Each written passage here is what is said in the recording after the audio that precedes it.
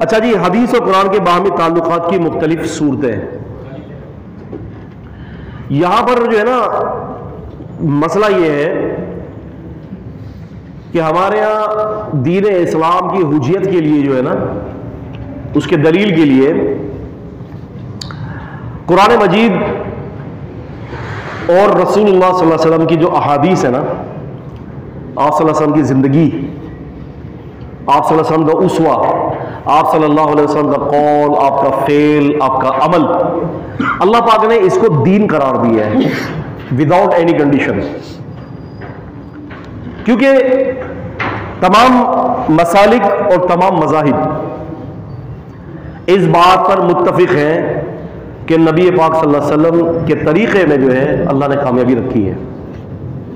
ٹھیک ہے نا؟ اب مسئلہ یہ ہے کہ یہ طریقہ آئے گا کہاں سے، کس جگہ سے آئے گا؟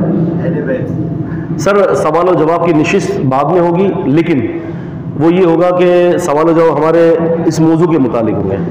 ٹھیک ہے سر، سوری، ہاں اس پہ ہماری بات ہو چکی ہے، تو اب مقصد یہ کہ جو ہم پڑھائیں گے نا اس کے اندر ہوگا، اس لیے کہ وقت بہت کم ہوتا ہے. ٹھیک ہے، تو اللہ آپ کا بھلا کرے. کیا کہہ رہا تھا میں؟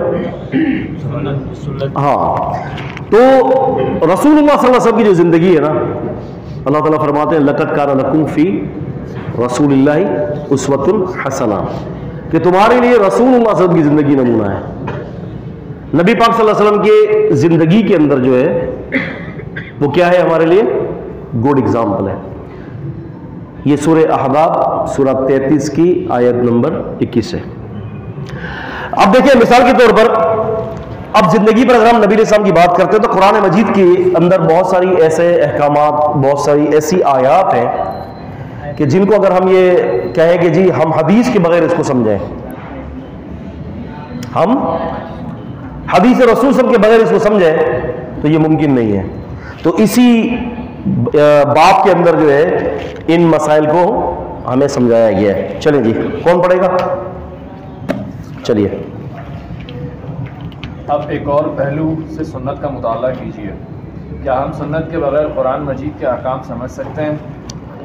کیا وحی الہی پر مبنی اس اہم دولت کو نظر انداز کر کے قرآن مجید کی تفسیر کر سکتے ہیں؟ ہرگز نہیں. یہ کہہ رہے ہیں کہ کیا ہم حدیث رسول صلی اللہ علیہ وسلم کے بغیر قرآن مجید کی تفسیر کر سکتے ہیں؟ تو وہ کہہ رہے ہیں کہ جی ہرگز نہیں.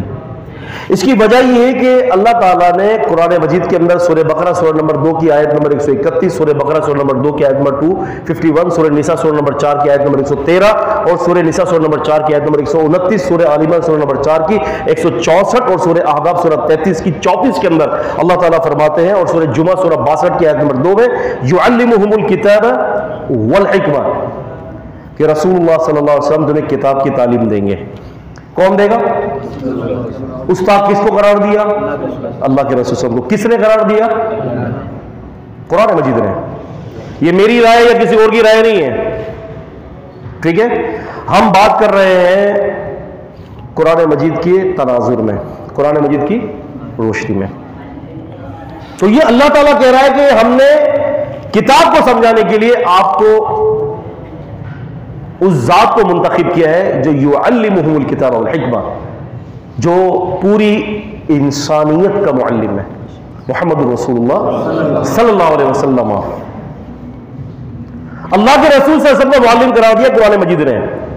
اور پھر اگر ہم پڑھتے ہیں سورہ نحل سورہ نمبر 16 اور آیت نمبر 43 میں اللہ تعالیٰ فرماتے ہیں کہ اے نبی، جو ہم نے جو کتاب آپ کی طرف اتاری ہے لِتُبَيَّنَ لِلنَّاسِ مَا نُزِّلَ إِلَيْهِمْ وَلَعَلَّهُمْ يَتَفَكَّرُونَ، اس کتاب کی تشریح اے نبی آپ کر دیں. اس کتاب کی کیا کر دیں؟ تشریح. آپ نے کبھی ایسا دیکھا ہے کہ اردو کا پیریڈ ہو اسکول کے اندر؟ اردو تو ہماری ملک کی سیاسی زبان ہے نا. تو کبھی دیکھا ایمانداری سے، کبھی دیکھا ہے کہ اردو کے پیریڈ کے لیے کوئی ٹیچر نہ ہو؟ کبھی دیکھا ہے؟ نہیں نا. میں نے بھی اسکول پڑھی ہے، آپ نے بھی پڑھا ہے، ٹھیک ہے نا. اردو، جبکہ ہم اردو سمجھ سکتے ہیں، اس کے باوجود بھی اس کے لیے ٹیچر کا ہونا کمپلسری ہے. قرآن مجید جس کو کتاب عزیز قرار دیا گیا ہے، کیا قرار دیا ہے؟ غلبے والی کتاب ہے، یہ تمام کتابوں پر غالب ہے یہ. تو اس کو سمجھانے کے لیے کسی ٹیچر کا بندوبست نہیں ہے. سوچا اللہ تعالیٰ نے سورہ نحل میں جواب دیا لِتُبَيَّنَ لِلنَّاسِ لِتُبَيَّنَ لِلنَّاسِ مَا نُزِّلَ إِلَيْهِمْ. اے رسول صلی اللہ علیہ وسلم، آپ اس کی تبیین کر دیں، آپ اس کی وضاحت کر دیں. تو یہاں اسی بات کا ذکر ہے کہ کیا ہم قرآن مجید کی تفسیر حدیث کے بغیر کر سکتے ہیں؟ تو کہا ہرگز نہیں. جی، قرآن و سنت ایک ہی منبع کی دو نہریں ہیں. قرآن و سنت ایک ہی منبع کی دو نہریں، یعنی اللہ کی طرف سے دونوں وہی ہے یہ، اور دونوں میں نہایت گہرا تعلق ہے. اس لیے کہ ایک کے بغیر دوسرا اور دوسرے کے بغیر پہلا چل نہیں سکتا. جیسے میں نے ابھی کہا آپ سے کہ آپ قرآن مجید کو اللہ کی کتاب بغیر رسول صلی اللہ علیہ وسلم کی حدیث کے ثابت نہیں کر سکتے. چلیے، ان دونوں کو ایک دوسرے سے ہرگز جدا نہیں کیا جا سکتا. قرآن میں نماز پڑھنے کا حکم ہے، لیکن رکعتوں کی تعداد اور طریقہ نماز کا تعین سنت سے ہوتا ہے. ایسا ہی ہے. اب اگر ہم نے نماز پڑھی ہے تو کیا نماز کا طریقہ قرآن مجید نے ذکر کیا ہے؟ حدیثوں کی کتابوں میں موجود ہے کہ بھئی آپ نے جو ہے نا وہ ہاتھ کہاں باندھنا ہے، آپ نے ہاتھ کس جگہ پر باندھنا ہے، آپ نے نگاہ کہاں دیکھنی ہے، آپ نے سجدہ کہاں کرنا ہے، آپ نے سجدے کی کیفیت کیا ہوگی، آپ کے رکوع کی کیفیت کیا ہوگی. یہ ساری چیزیں کیا ہے؟ سنت وضاحت کرتی ہے اس کی. اسی طرح قرآن میں زکوٰۃ کا حکم ہے، لیکن شرع زکوٰۃ کا تعین سنت سے. اور زکوٰۃ سے متعلق میں آپ کو ایک بات بتاؤ، یحییٰ علیہ السلام کے بارے میں فرمایا زکوٰۃ من لدن، کہ یہ یحییٰ جو ہے ان کی ذات کی زکوٰۃ دینے کا حکم آیا تھا. اب ذات کی زکوٰۃ کیا ہے؟ زکوٰۃ تو ہمارے ہاں عرف کے اندر جو ہے وہ 2.5% نکالنے کا نام ہے. 2.5%، لاکھ پر 2,500 روپے. اور چاندی پر جو ہے وہ 52 تولہ چاندی پر جو ہے وہ آپ کا جو ہے اس پر زکوٰۃ ہے، اور یہاں 7.5 تولہ سونے پر جو ہے وہ زکوٰۃ ہے. تو یہ ساری شرح کہاں سے ملے گی ہمیں؟ کتنے جانور ہیں، اس پر زکوٰۃ کیسے نکلے گی؟ مسلمان اگر کوئی حکومت ہے، اسٹیٹ ہے، اور اگر وہ مثال کے طور پر کہیے جانوروں کی زکوٰۃ لینی ہے، ہم نے اونٹوں کی زکوٰۃ لینی ہے، گایوں کی زکوٰۃ لینی ہے، بھیڑ کی زکوٰۃ لینی ہے، بکریوں کی زکوٰۃ لینی ہے، تو کیا قرآن مجید نے اس کی ڈیٹیل بتائی؟ نہیں بتائی نا. تو یہ ڈیٹیل ہمیں کہاں سے ملے گی؟ یعلمہم الکتاب والحکمہ، ہمیں رسول اللہ صلی اللہ علیہ وسلم سے ملے گی. جی، قرآن و سنت کے باہمی تعلق کی مختلف نوعیتوں اور صورتوں کے بارے میں شیخ الحدیث مولانا عبدالغفار حسن مظلہ کے افادات سے مندرجہ ذیل نکات کے مراد. اچھا، اس میں نکتے کچھ بیان کیے گئے ہیں. ہم نے ہو بہو جو ہے بالکل الفاظ پر الفاظ اس کو نہیں دیکھنا. اس میں کچھ باتیں ایسی چیزیں ہیں کہ جو ہم فی الحال اس کو آگے بڑھ جائیں گے، اس کے اندر ہے نا کچھ چیزیں. لیکن جو ہمارے دفاع حدیث اور اصول حدیث کے متعلق جو یہ کلاس ہے نا، ہم اس کے متعلق ہی گفتگو کریں گے.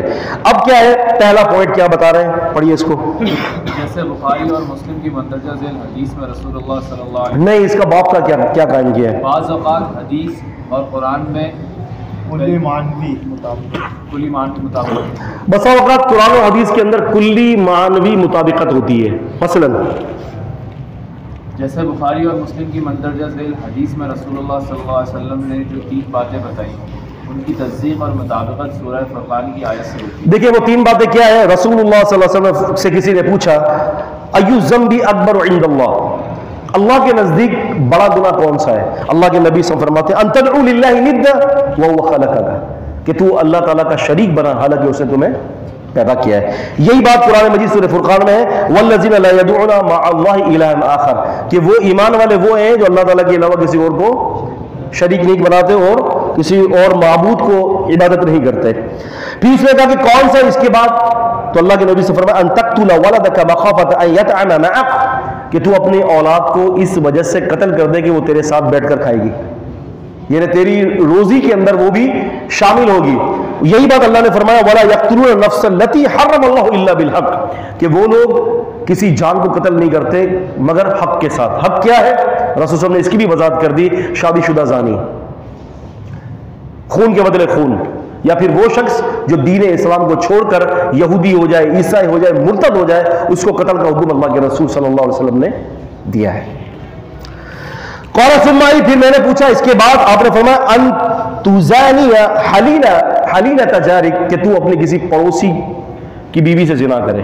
اور یہی آیت قرآن مجید میں ہے ولا یزنون، کہ وہ ایمان والے لوگ زنا نہیں کرتے. تو یہ کیا ہے؟ مانوی مطابقت ہے قرآن و حدیث میں. جی آگے بڑھے. بعض اوقات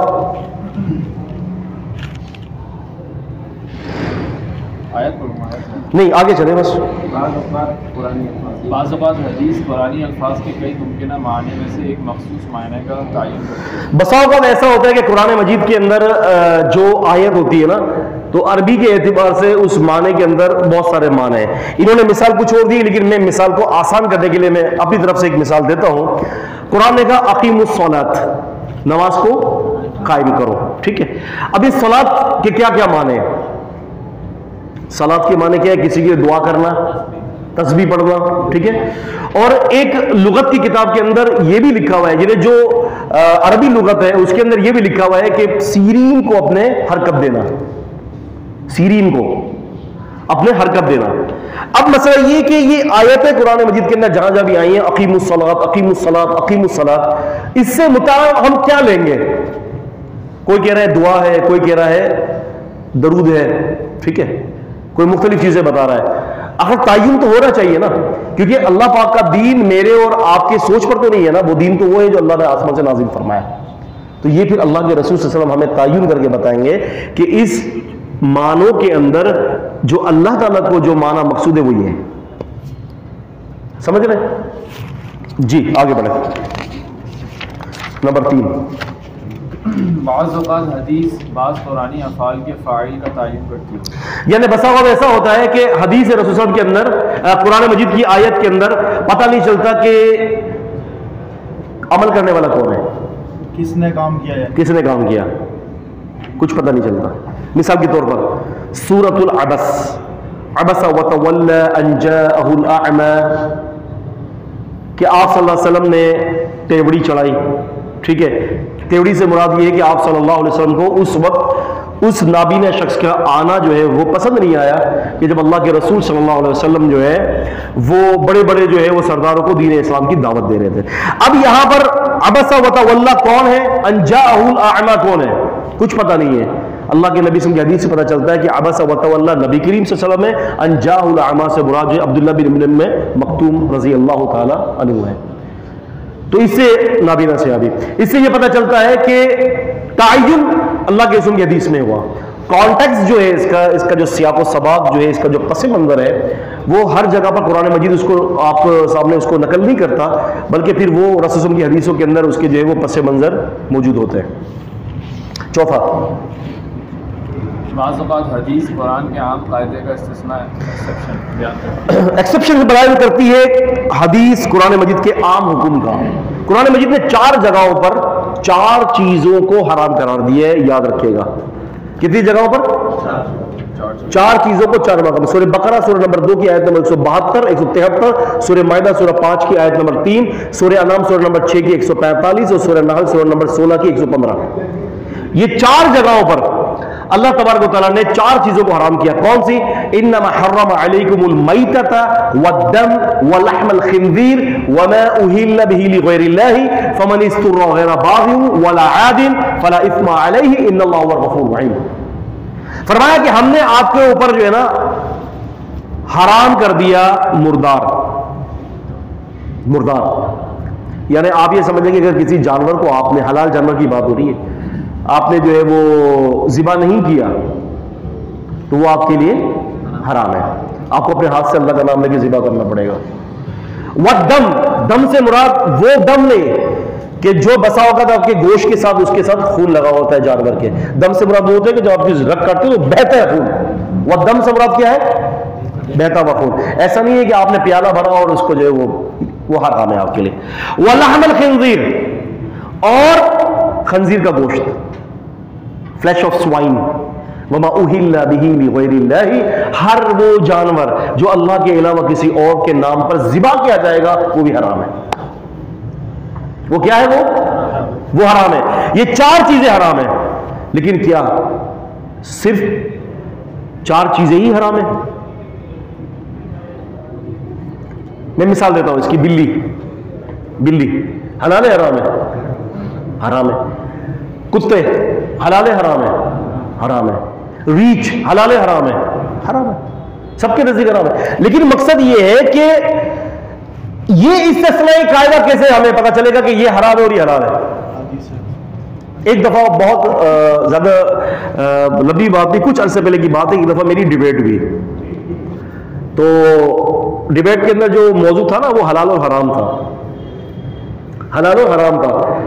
تو بات یہ ہوئی کہ میں نے ان سے یہ کہا تھا کہ میں نے کہا جی، انہوں نے یہ کہا کہ جی حدیث جو ہے نا رسول صلی اللہ علیہ وسلم کی حدیث، وہ کوئی دین کا حکم ثابت نہیں کرتی، بس صرف قرآن ہی قرآن ہے. بس ہر بات کے اندر قرآن پیش کرو، قرآن کے اندر کسی چیز کی جو ہے وہ اجازت مل جاتی ہے. یعنی آپ یہ سمجھ لیں کہ پروہیبٹڈ چیزیں بھی قرآن سے ہم نے لینی ہے اور پرمیٹڈ چیزیں بھی ہم نے قرآن سے لینی ہے.